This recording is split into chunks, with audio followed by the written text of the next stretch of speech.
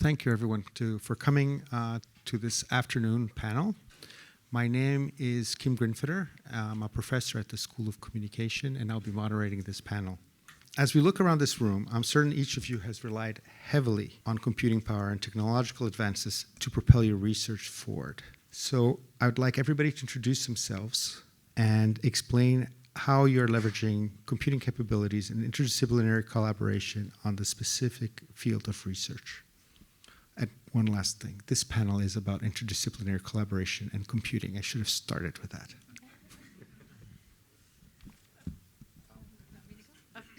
Okay. Good afternoon. Whoa.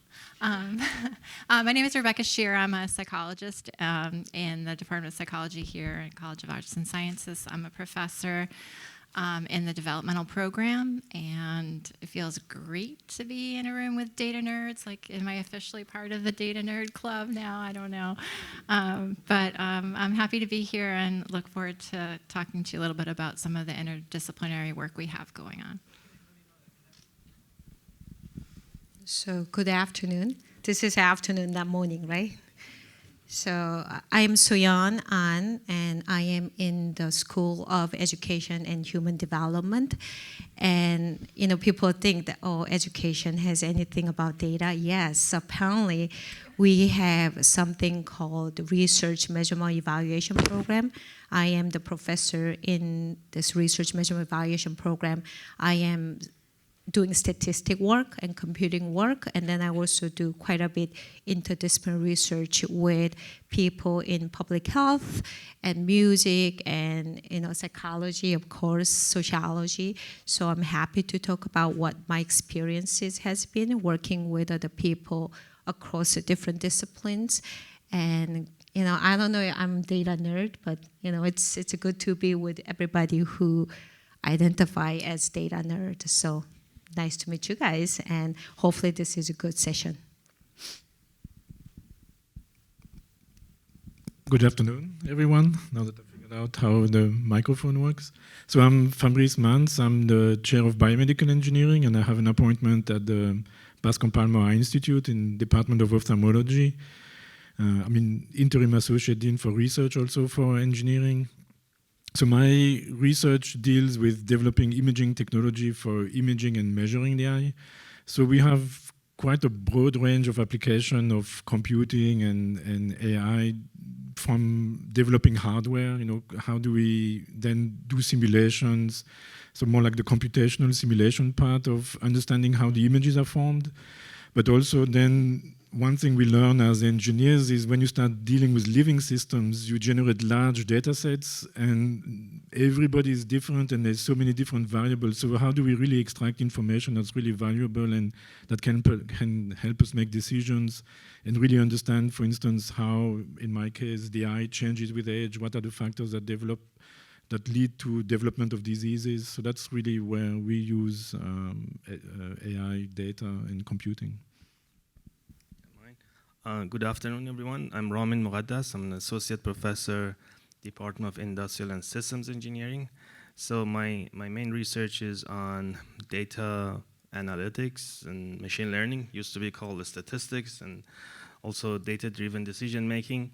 Nowadays, I'm more involved in energy systems, basically developing predictive models for different purposes, like power generations, predictions, and anomaly detections, different systems. I have also worked on other applications. A few years ago, I had a project with the School of Nursing, but mainly all on how we can use sensor data to make better decisions. Thank you. I'm going to leave you on the hot seat, Dr. Mogadas. So given the rapid advancements in computing power and especially data availability, what specific areas or models should the students in this room focus on to best prepare for the future? Okay, I think, so I see now a mix of faculty and students here. So first of all, as a student, it's kind of difficult to always choose your own topic. So many times the students have to work on topics that are chosen for them, right? But I mean, nowadays you have the flexibility on choosing the approach, right? The project is set, but you can choose the method that you're going to use. So in terms of methodology, I think neural networks and basically methods based on neural networks are going to stay hot topics, especially for transformers and attention mechanisms. These are the two key areas that are going to stay hot.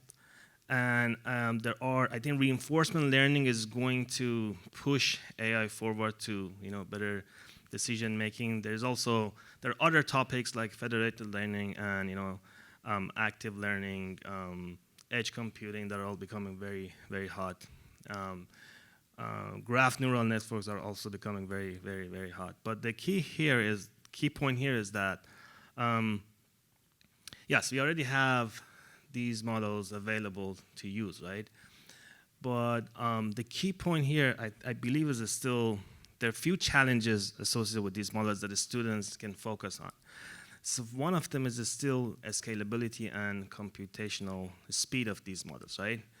I don't think we should look at only ChatGPT and say, oh, these models seems to be very fast. We still know that even applying transformers on analyzing time series data is going to be computationally very challenging, right?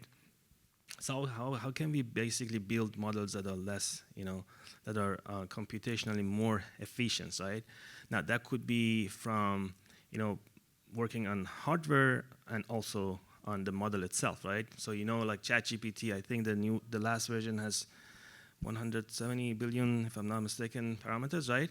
But maybe is there a way that we can maybe have a model with less number of parameters and less complexity, and so we can basically build models based on that. The other thing is interpretability, right? So many times, if you look at around you, there's this ChatGPT, there's a lot of media coverage around that, and everyone's like, oh, this is going to change our life. But if you look around you, there's not really, yes, there are products, but there's really not a transformative products around you that have changed our lives yet, right? So yes, there's like Tesla, there's autonomous driving and things like that, but we are not still there. And part of this is, I think it's because of the interpretability, right? Even methods such as attention mechanism, which are based on neural network, there are ways to try to make them interpretable, especially I think for medical science, doctors, they want to be able to explain the models and also interpret the results, not just a black box method. And I think the third one is also application of specific neural networks, right? This is becoming very important. So a very basic example of that is the graph neural networks. Those are basically extensions of neural network, but that are designed just for graphs. We can have extensions of that for different systems. It could be like physics-based models, right? Neural network or physics-informed, neural networks. I think these are the areas that, as a student, I would just focus on how we can make all these already amazing methods faster and computationally more efficient, and then how I can explain these models to others better, by maybe modifying them. So I'm going to follow up with a question for Dr. An. So not every data nerd is a super math whiz or computer scientist. And given the importance of AI and machine learning across numerous fields, what advice would you give to students who don't have a traditional computer science background but are interested in developing skills in AI? So I can tell there are some students and there are faculty members, as he said. So how many of you in the morning wake up and use your iPhone and your face is recognizing your iPhone and open up your iPhone? Almost everybody, right? How many of you guys are calling Alexa saying that, Alexa, turn on the lights in my kitchen? How many of you guys doing it? How many of you guys are using Netflix? And Netflix is showing you whatever you love, Korean movie. I'm Korean, so Korean movie is coming all the time. So see, this is what we are having it. Everybody are using AI system or machine learning process, whatever that we are using every single day is based upon computing. And that's what we are having it. Which means even though you guys don't have any computing skills or any computer science backgrounds, this is what the future is. This is what we are working with. So from my end, I will say that it is the same as how we work with the computer. Every morning, you open up the computer, and what's your logic? Turn on your computer, put your password, and then you go to Word documents or Outlook, and that's what you guys are doing it. Everything is a logical process following it. So if you are a logical person, if you understand what's working in the logical process, I think that is the first starting point to go with it. So I'm not going to be afraid of any doing computing or AI or anything that people are talking about. I don't think there is any barriers. And whenever I was looking at computing as definition, computing meaning that any other unstructured data, you are getting the patterns out of it. You are going in to see what's commonality out of it. And from that one, you're building up the algorithm and see the algorithm can be stabilized and then they can be used for your life. So with that in mind, I don't think there is anything that you are having computer skill sets that are the first starting point. The one I really want to emphasize is this is coming from my experience. I'm doing the research with music educator at this point.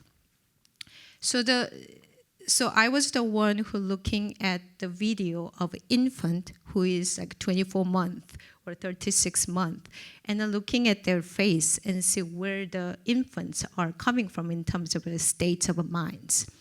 So I was doing video face recognition and see this is what's happening with the computing, and this is where the arousal level is.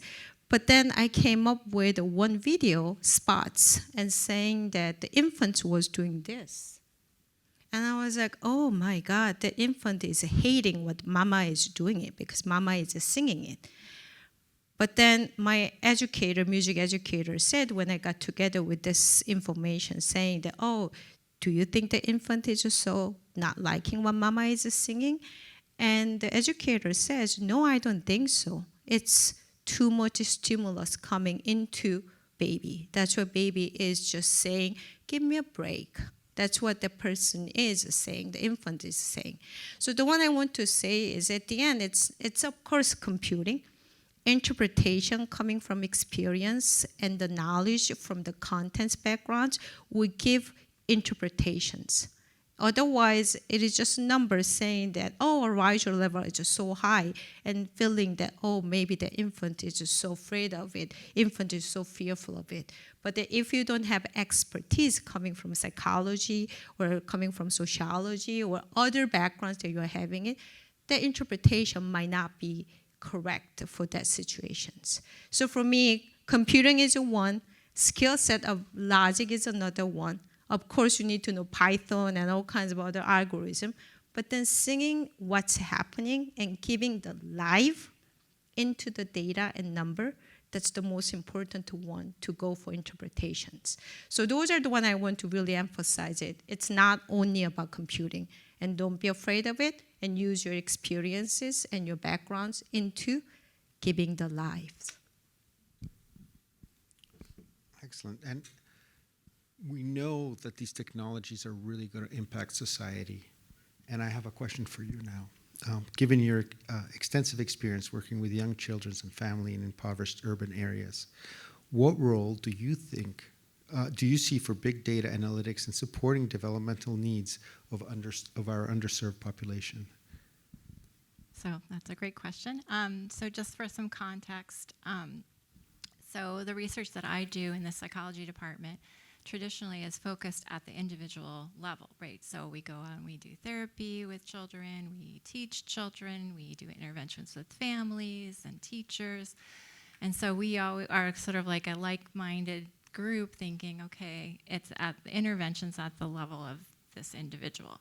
And I think there's an opportunity in the work that we're doing. We have a county-wide integrated data system, an early childhood integrated data system called Ideas Consortium for Children that has taken a very long time to integrate data across all early learning programs in the school district. But it's I think really for me an opportunity to use these big data to shift our perspective as a field in psychology, to think more about the population level analysis that we can do, population level, community level well-being and health, which really using those big picture look and integrating data across systems at a county level or even at a community level gives us so much of a different picture than it does as if we just get to know one child, get to know one family. And also I feel like there's a power to that what part of what we're doing too is when we integrate the data, we have interdisciplinary partnerships with other people here at the university who are not here. Dr. Imelda Moise in the geography department, who helps us display visually on a map different hotspots or different areas where children are exposed to more risks in their neighborhood or more developmental vulnerabilities or are less ready for kindergarten and so on, and different assets in the community. And we can share that information visually back to all sorts of audiences who can look at the pretty pictures and make changes either in the local community or in the school district, or we have a meeting on Friday with the mayor's office around some of the work we're doing in Little Haiti. It just makes it has the potential to make much more of a powerful impact. So if you have an opportunity to take a geographic information systems course or a GIS mapping course, please do. I wish I had done that when I was a graduate student and I have those skills under my belt, because I think being able to display data, big data, at a different level in a different way can really capture people's attention in a way that, like, I publish an article in a peer-reviewed journal that sits on a shelf that nobody looks at, really. Maybe, I don't know. But it just has there's a different perspective and a different impact. So I just think that there's a value there and a value to collaborating outside of your discipline so that you bring a different perspective to the work that you're doing. So we're starting to see a pattern here that nobody works in a vacuum, and a lot of us are collaborating with different departments and different groups of people. And Dr. Mans, you're no different.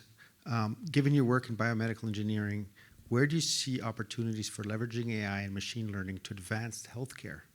And what are some of the challenges of reliably translating AI to clinical medicinal use cases? Okay, so I think, like you said, I think this, what we've heard before, we really saw the spectrum. I think, talking from technology really at a very basic foundational level to the application in the community.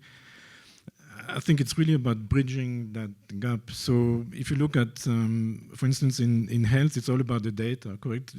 A lot of times, we as engineers, we focus on the technology, and we don't realize that sometimes the very simplest technology that's not very exciting to us can have a huge impact, because it's the problem to be solved that can have an impact from the health side is actually not that challenging from a technical point of view. But it's really being able to bridge that gap, to understand what the needs are, to understand the parameters. And that requires also that knowledge of, in our case, physiology, the clinical side of things, what are the parameters that we need to know and control, the number of variables. Me as an engineer working with clinicians, that's really, to me, the hardest thing. So we used to do more technology development, and then we say, okay, here is a device, use it for your application of here's a technology, let's find an application for it. If you flip it around, many times you see that you need to develop the technology that really is fit for the data, and then you really need to understand what it is for. That's really important. So really understanding both sides of the spectrum.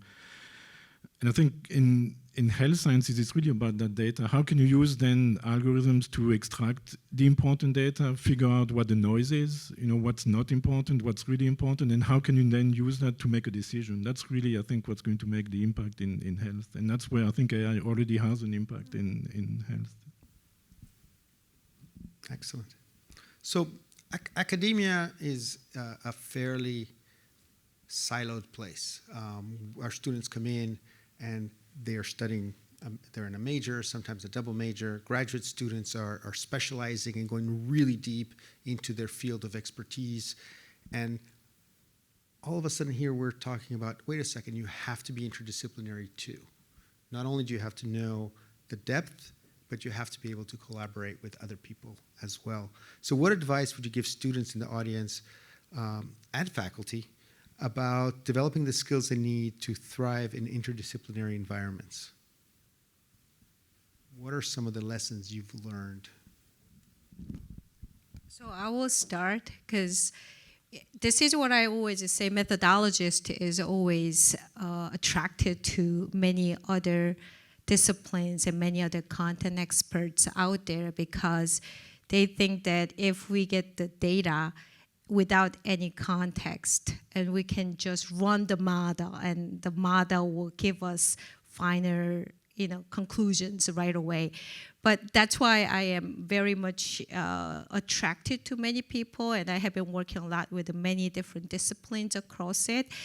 The first thing I want to say is it's not about how smart you are within the interdisciplinary research, because this isn't my joke. Let's say you are getting all the scholars who won Nobel Prize. If they are all together with interdisciplinary research team, do you think they will be really making big impacts?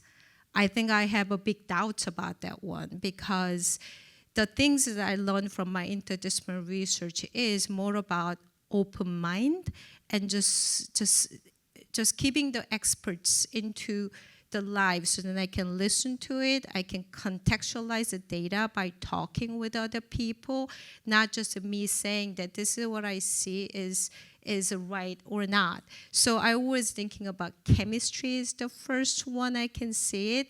So being yourself and bringing your expertise into your interdisciplinary teams and respect what other people are bringing into table and make the harmony around other people is the best way that I can see as interdisciplinary research coming in.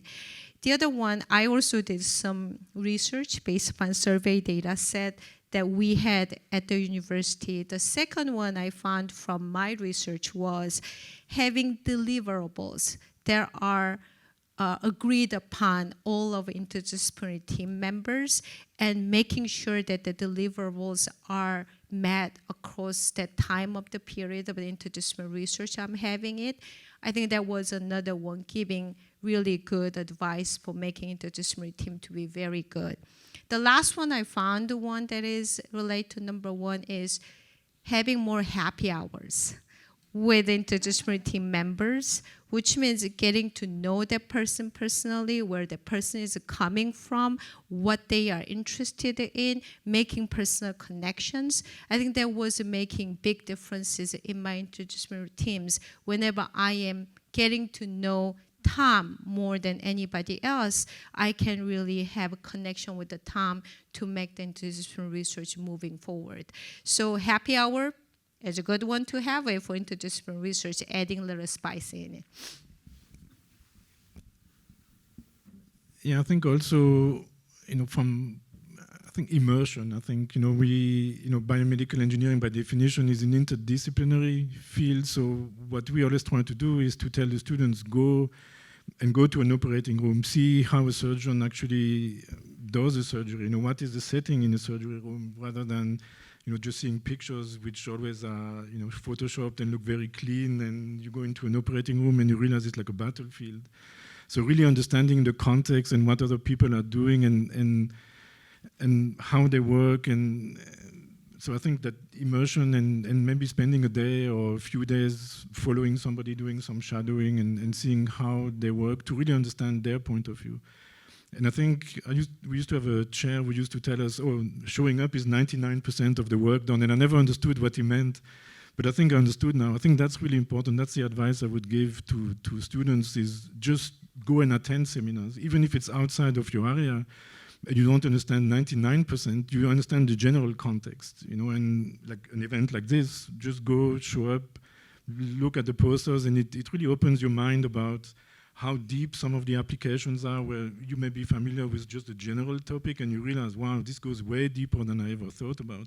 And this could maybe be applied to my field. So it's really finding that possible connection to your discipline and also how your discipline could apply and help others. I think that making that bridge is also very important. I want to add maybe a few points is, I think one advice that I always talk to my students, say, yeah, you know, AI is made by human for human. I mean, it's not gonna replace us, but I mean, people who can use it efficiently may replace you, right? So the advice that I always ask my students is make sure you stay updated, right? So you need to make sure you know, I mean, maybe 10 years ago, my advice would be different, right? You have to focus only on Bayesian models for reliability analysis and don't worry about other methods being used. But nowadays, you need to make sure that you know everything, right? So even if I'm not on job market, but I see that on LinkedIn all the time, job posting of data science positions, and they simply ask you to know everything, right? Back-end, front-end programming, database management, big data applications, and also some experience in healthcare, whatever, right? So it's almost impossible to find someone who knows all of those, expertise. So I think, but to stay updated attending all these, events like this, data challenges, hackathons, right, are very important. And also I think you should build your own network, right? It was very difficult, again, maybe 5-10 years ago to build such networks, but you can now easily have your friends and your network online and then try to work with them on different projects and then try to find. And even walking and see some of the posters today, every single poster I see, it's like, okay, then maybe there's something that we can do, right, to contribute. So attending all these events is definitely helping the students. I was just going to say, just try and get as much experience as you can as a student while you're here, because when you go out in the workforce, you're going to have to learn how to be a good team player, and learn how to be open to integrating others' perspectives in the work that you're doing. But also, I think like when we recently hired a computer science student to help us with some of the data linkages for our project, which are way beyond what I could even conceptualize ever doing. But we hired the person that maybe didn't have like the highest level of data analysis skills, but really could relate to what we were doing. And I could have a conversation with them, and we could develop our ideas together. So just having the experience, and she had a previous experience where it was very applied experience outside of the computing discipline. So I just think that giving yourself the opportunity to grow those skills and be able to talk in a real practical way with people who are not data scientists or computer scientists, I think is a really important skill. Excellent. And the university is such a great place to do that. We have some people here, professors, who really know their stuff. And one of the things I love about working here is that sometimes I don't know something and I can just go knock on somebody's door who just knows everything about that. And that starts a collaboration, and that often ends up into something that takes me years to, it really puts me down a rabbit hole, and it's a lot of fun doing that. All right, so I'm going to have a more broad, open question for the panel right now. Imagine 10 years into the future. It's 2034. Everybody's still here. The tides might be a little bit higher. But how might AI and machine learning transform some of the core practices, educational approaches, or working methods in your disciplines? And what roles or human-machine partnerships could you imagine will emerge? This is an open-ended question. There is no wrong answer. Well, I'll know 10 years from now if it's wrong or not. Yeah. I think whatever we say, if we look at it, I know this is being recorded, so if we see that 10 years from now, we're going to laugh at it. I mean, what kind of answer? I don't think so. I just hope that university will still be there, because I don't know anything else. I can only be a professor. So I think there's going to be some changes in education. again, this AI is basically changing so fast. It's really hard to say, like in 10 years, what's going to happen. But I think it's going to be more people are going to get a lot of training using AI, right? Now, we are already getting that through like tools available, right? I mean, maybe 5 years ago, I had even a simple MATLAB code would take me forever to run. Students would take like 6 months. Now, it just simply go to ChatGPT and ask for help, right? I think there's going to be more AI tools to help us students, and it's going to change the way the education system works. And I think it's going to be maybe like a personalized AI teacher, right? That he can even give you online feedback depending on your answer. Already we have that. It's not there yet, but maybe we get to that point that our role would simply be to just give feedbacks and try to help a student. But I think there's going to be some changes. I think the other two things that I'm sure it's going to change education. I just saw Vision Pro, and I hope I can try it today. But I think virtual reality and augmented reality is going also to impact the education system for sure, right? These are the two areas that it's still, I think we're at the beginning, but I think that will definitely change the way education system works. Well, I was joking with my friends. So my parents are back in Korea, and we had this joke, maybe 20 years later, let's say my father is sick today, I can go there in 1 second. And that would be really amazing with this whole futuristic thinking of me being from here, Miami to Korea. We don't need a flight and we can just jumping into Korea. That would be really amazing one to do it. So if we think about the futuristic way of thinking about it, I always think about Elon Musk. So Elon Musk, long time ago, he came up with his idea of shooting the aerospace up there. But then I really think about that's a great way that we can use technology, making all the changes that can be workable for our improvement.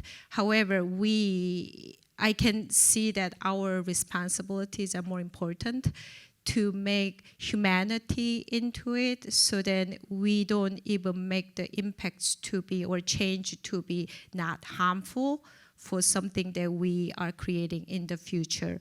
So I would say that education will be changing it, but our role at this point as educator and students, thinking about data literacy and computing literacy, so that we don't create much gaps between what we are having here to someone who never had any computing experience on it. So I think our role is more important with such changes that we can think about me from here to Miami to Korea in 1 second. I think the humanity is the one we really need to be adding into it. I think that's a role that we must have between human and machines relationship, which means we really need to think of what are the social impacts that we can make in the positive direction, that we can transform us better way. Yeah, I think kind of hard to predict. If you listen to some people, they say, oh, there's too much hype, but I think definitively it's going to be transformational. I think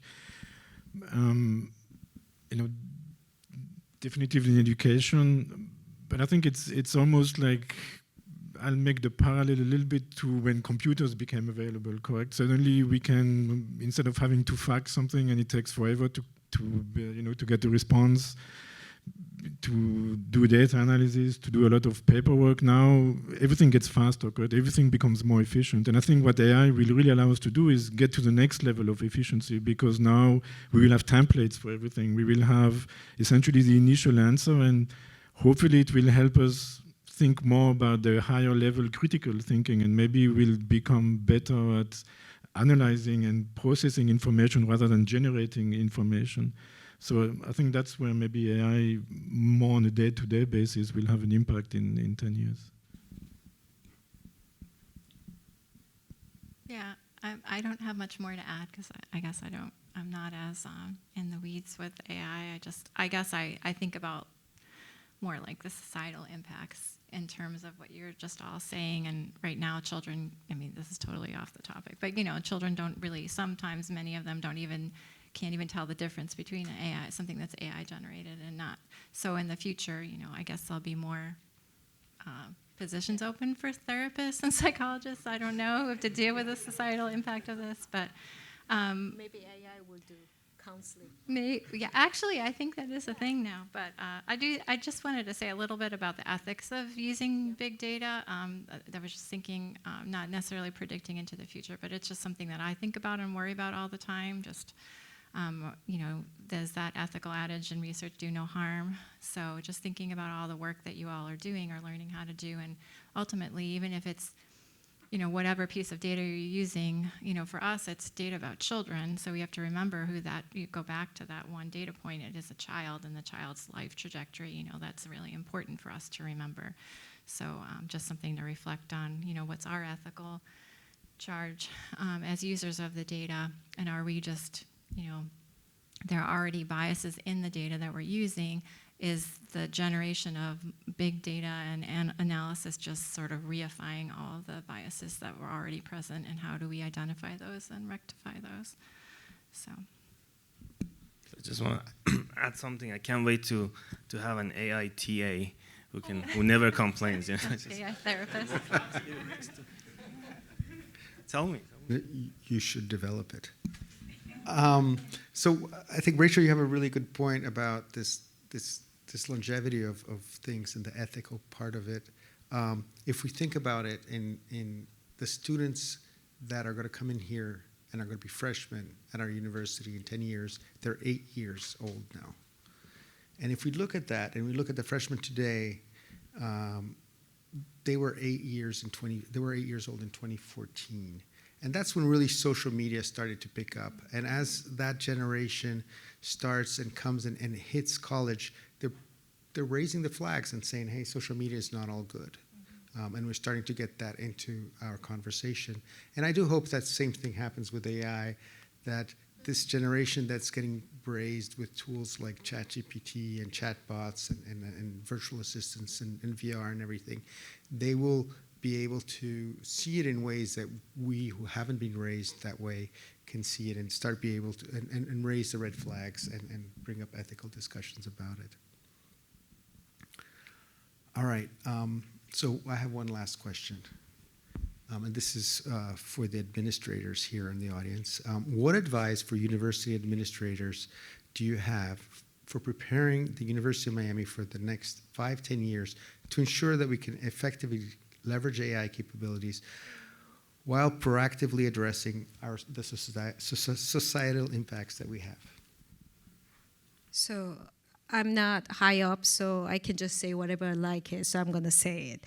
So I think university has a lot of responsibility toward the communities, and data literacy or computing literacy is really our responsibility to individuals and communities.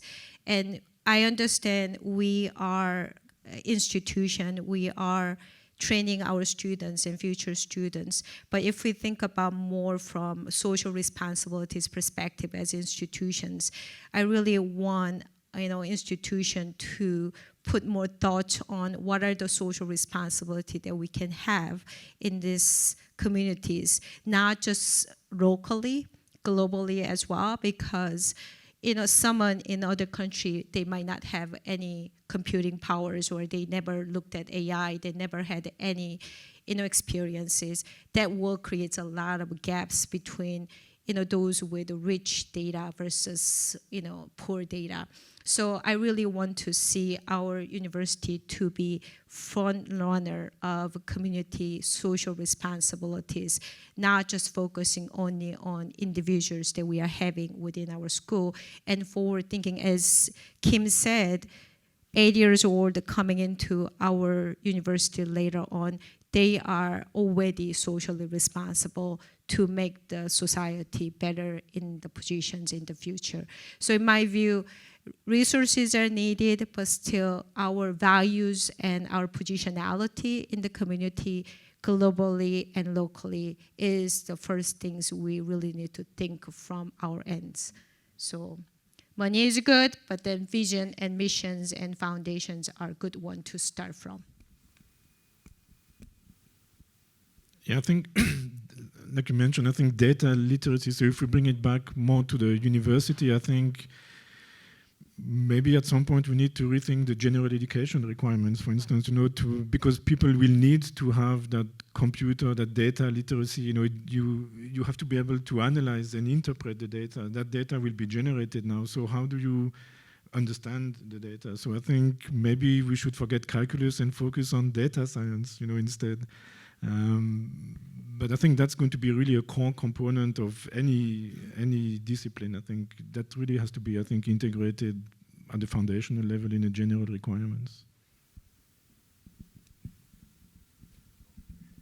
Yeah, just again, just to add, I think a few things that university can help. One is to basically have more, computing resources. Thanks to iDisk, we already have some, but I think that can definitely be improved because remember, many of these fancy machine learning models we cannot even try if we don't have access to an appropriate GPU resources, right? So it's very important to make that more accessible to students. Again, we have it to some level, but I think that's an area that university can definitely invest a little bit more. The other thing I think I would love to see is more investment on pilot projects, right? So we have recently we had this iDisk proposal submission. I forgot the name, but we can have definitely more than that, right? I know we have a U-Link, but we can have a few other proposal just for funding available for faculty just for collaborative work on AI. Because again, we have ideas always. We look at posters, we say, oh, this is maybe we can do something. But when you have an actual pilot project, then we can actually start something real. I think these are the two. The other thing maybe university can do is to just adapt a little bit faster to all these changes in AI, right? So they have to really look at some of the programs and see how we can change some of them or maybe have new programs so they can match the pace that we have in AI.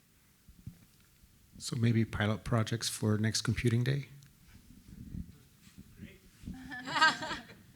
One of the things I think it might be helpful too, beyond the resources thing, which is always great, would be, to have. I would love to be able to institutionalize some of the early childhood administrative data linkage work that we're doing as part of the consortium, and maybe see if there's other partners across the county that might be interested in collaborating across universities and bringing in more resources just to sustain the work that we're doing personally, but.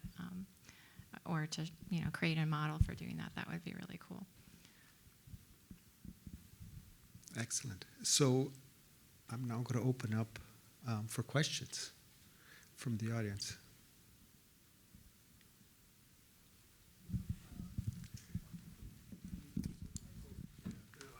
Steal a microphone from you guys. Do you mind sharing?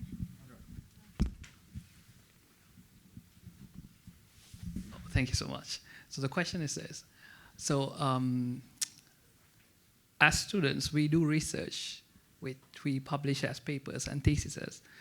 What sort of role that UM currently plays so that some of these theses or the research goes all the way through to the consumer market or becomes a product at the end of the day as a package or something like that,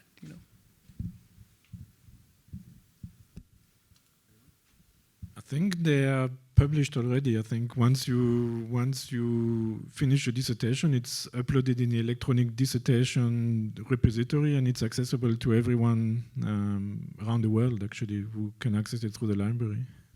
No, what I meant was like converting our research into a company or creating a company around it and entrepreneurship. Oh, okay.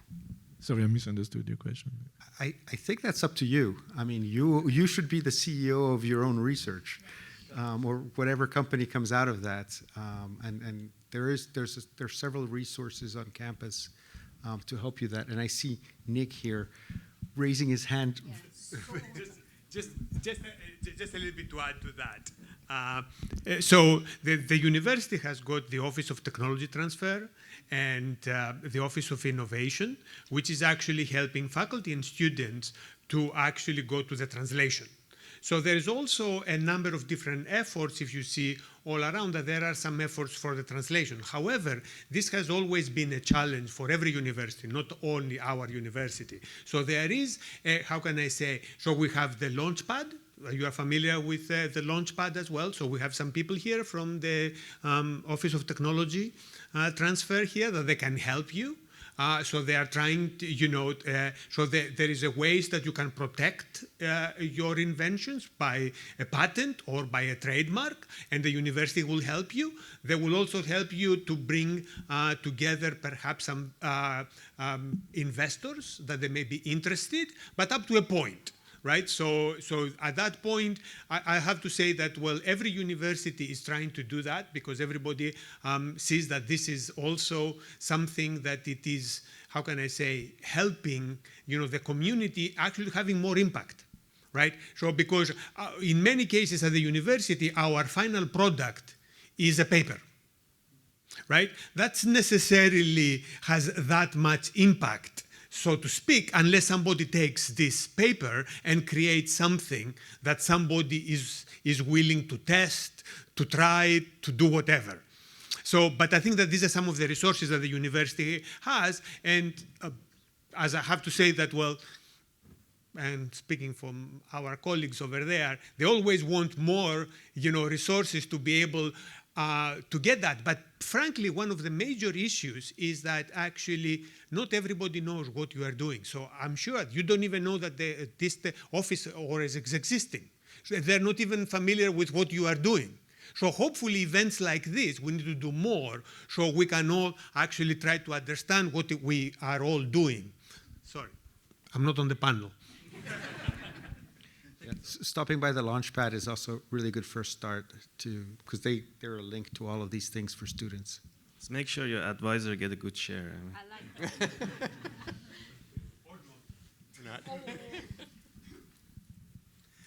Yeah, great panel. Thank you. So earlier in the discussion, you talked a little bit about the importance of social skills and happy hours and networking in terms of multidisciplinary research. What would you tell a student in the room today, some of the other core skills they're learning here at or any other post-secondary institution in terms of stuff that you just need to have that you can't replace with AI? Like you mentioned calculus being replaced as a joke, I'm assuming. But are there other core skills that students should be looking at other than the multidisciplinary social skills and things of that nature? I think thinking creatively and problem solving, being able to not see things black and white because there's not always a clear solution. So yeah, I think that's really, really important, and being able to share those ideas and compromise in a team around some of those ideas. But I think that's one of the things where we get stuck on getting an answer, like in a multiple choice test, right? Rather than learning possible solutions and brainstorming and problem solving when one thing doesn't work, what would you do next? And then thinking about that, I think that's really, really important. Yeah, I think from looking more at specifically my discipline and my field of research, I think I would say statistics. That's, coming from engineering, we learn that you measure something, it's always going to be the same because it's a piece of metal or a piece of plastic that's very stable. And then you deal with human data and you realize there's many variables, and from one person to another, it can vary by huge amount. There's different parameters that influence the output. So I think really understanding how you can extract information out of data and make the correct interpretation, because we see so many times underpowered study conclusions being made based on 10 patients or very limited data sets. Then you expand the data set and you realize it's completely, the data is completely invalid essentially, or the interpretation. So I think really understanding how to apply statistical methods to data, I think that's really an important skill that a lot of our students, and me included, are not very good at. And I wish I would have taken more statistics courses at the higher level. Maybe you can do collaboration with me, yes. Well, I will say two things. One is I kept saying to my students in my class, data contextualization is really important one. Contextualize what you see, what you learn into life. I think that is a very important skill that everybody must have. So sometimes contextualizing meaning that it's not just looking at numbers and saying that this is significant, p-value less than 0.05, everybody happy. That's not what you must do. What does it mean? What does it mean for policymakers? What does it mean for stakeholders?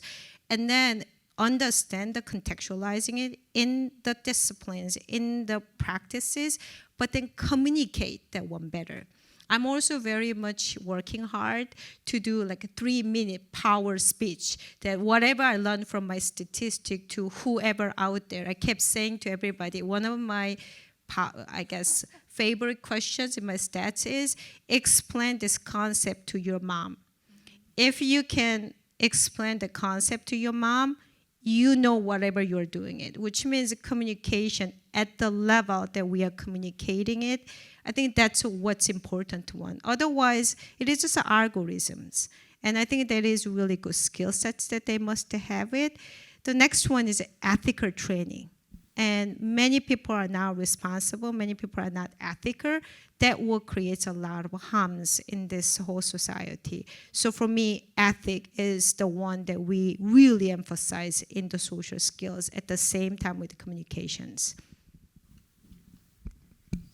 I think one thing that university can do is to have, I think, some short courses for students in AI areas, right, on soft skills, right, creativity, presentation skills, communications, because it's very important to be able to, sell your ideas just to show what you have done. Because you always have some neural networks, they all look the same, but you need to be able to present it too. I mean, maybe we can have a very interactive short course and invite people to come, and just kind of a Shark Tank style, just try to sell their ideas. We know somebody that can do that, right? Don't we?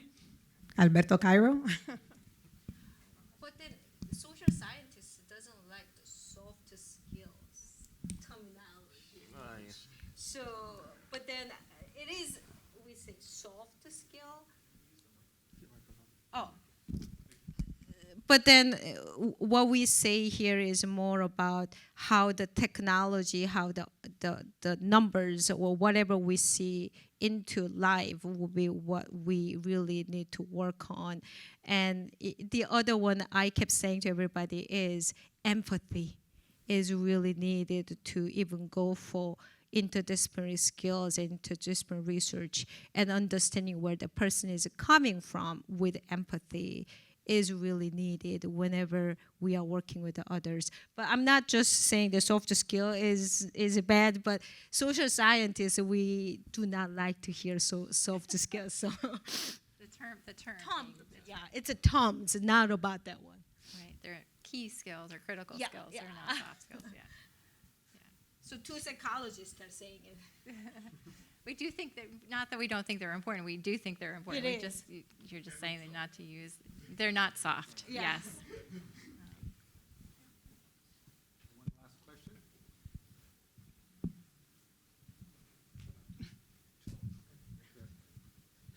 Take another one. I think I raised my hand before formulating my question, but thinking of like healthcare professionals or healthcare organizations and utilizing AI or learning models, and with them being like huge data repositories, what's the balance that you guys have to take into consideration when analyzing security threats now that everything's evolving? And maybe you don't have an answer, but more of like what's your feeling or fear on that?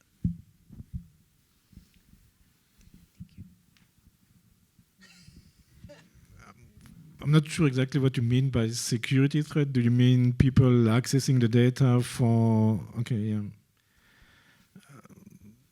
I think that's definitively a concern, and we can see it quite with all of the rules and restrictions IT puts in place on accessing data, on security, and so on. I think that's working doing research now at the School of Medicine, it's becoming really tough because of all of these protections. Correct? We can't have people from the outside even accessing some of our instrumentation if we need a calibration, for instance, just because of these security threats. So I think it's definitively a big concern, and how this is then used to protect the data. I think it's a big aspect of AI and computing and cybersecurity, essentially.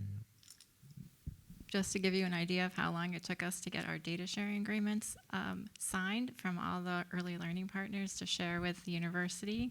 It's not health protected, but education protected. Took us 4 years, just so you know. So it's definitely cumbersome and an issue on people's minds out there. I think just one quick thing.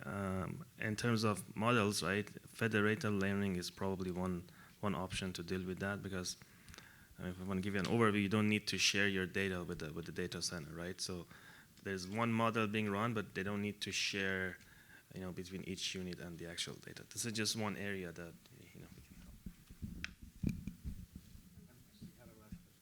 Okay, I have a question on the interdisciplinary research. So I don't know about you, but my experience is that the majority of interdisciplinary researcher, were trained in a specific field and then shift field and brought their experience and brought a new perspective. And I think this is part of the reason of the recent success of interdisciplinary research. But students are now asked to be immediately interdisciplinary, so they might be overwhelmed with many notions, many ideas. So do you think this will impact the interdisciplinary research? Do you think it's good, bad? How do you plan to train students in different fields? I think that's a very great question. So somehow we emphasize a lot on interdisciplinary research. And as you said, the students, as soon as they're coming in, they work a lot on that other stuff, and then they are not even work on what you must to know about it. So definitely correct. The balancing is really the things I really caring about. The way that I do is I usually ask my students to go with your own research. That's one thing you must to do with. On top of that one, you might want to work with the others. So the way I usually do is make the teams of my research group so that they can work on the interdisciplinary research or whatever they are not interested in it, but still they are doing one-on-one work on their own research. Otherwise, your expertise is not there to go into even interdisciplinary research at all. So you really right on, and that happens a lot too in even PNT, the promotion tenure process. That everybody are going into so many things, and you don't have your story, and that is quite a bit issue that we see too. And I think also, being part, so let's say what we encourage our students to do is work on different projects and also really work on a team that collaborates with others. So it doesn't necessarily mean, like you said, okay, I'm an expert in one area, and then maybe in my postdoc I branch out, or in my graduate studies I branch out into a different area, and that's how I become an interdisciplinary scientist. I don't think that's necessarily the way to do it. I think another way to do it would be to work in a team where you have these opportunities to collaborate, where the PI or the mentor already has these collaborations, and just observe and listen, and again get immersed in the collaborators lab, work with the other students, attend events in other schools, and really be open-minded, essentially. I think that's really the important part. Be open to learning something that you're not familiar with. And I think now that's an advantage of AI and computing. All of this information is accessible, so you can learn on your own. I think that's an important skill also that we have to teach our students better, that it's really outside of the classroom that you can learn a lot of these things that we don't have the time to teach you, at least in principle, in the classroom. I was just going to say, too, like, you know yourself and you know how much you can do. So it's okay to focus more on something that you want to become an expertise in and gather expertise in and learn from being a part of an interdisciplinary group. But it is okay also to focus more on a certain thing and not feel like if you're feeling stressed and pulled in different directions, it's okay to talk to your advisor about that and focus more on one thing. So thank you very much for coming. I'd like to thank the audience for coming and thank the panelists.